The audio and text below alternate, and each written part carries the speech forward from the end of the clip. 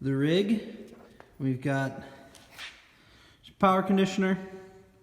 We have our interface. It's a Behringer UMC 1820. In here, relevant things would be just got a wireless and then a DI for our stereo tracks. Then as we go down, we have our power amp matrix elements. It's the GT1000FX. Use that to power our cabs. And then we took one of the AXFXs home so we can have it for writing, but they're both plugged in the same, so you shouldn't have any weird issues just not seeing that. You'll be fine. Then around the back, how we've got it all hooked up is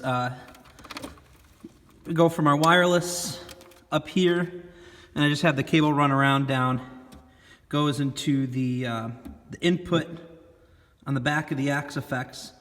In the AXFX, you do have to tell it to go to the back input, but once you have that set, that stays there. And then from the output, that goes up to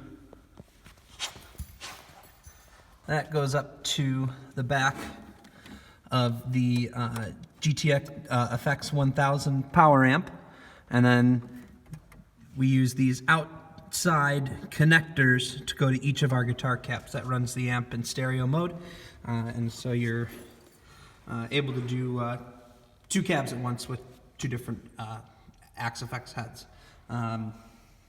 You can get 2 of these and just hook them up. You'd use the middle one. If you wanted just to do 1 cab, that's its kind of mono mode.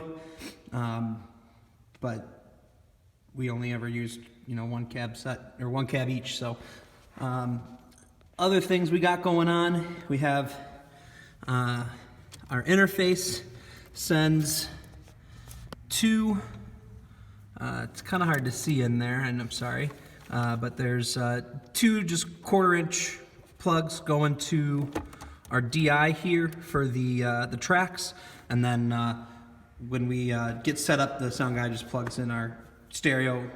He plugs in his stereo XLRs to our DI. You don't need a DI in there.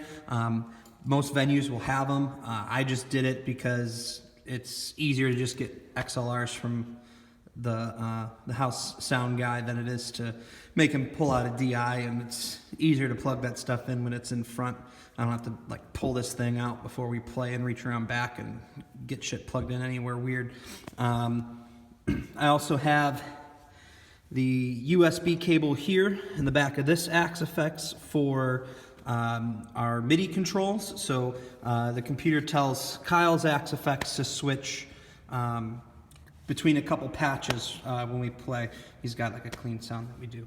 Other than that, I think that's really the main gist. Some things that I'm going to be doing in the future here. I am going to be getting rid of this USB cable in favor of our interface has MIDI out controls on it.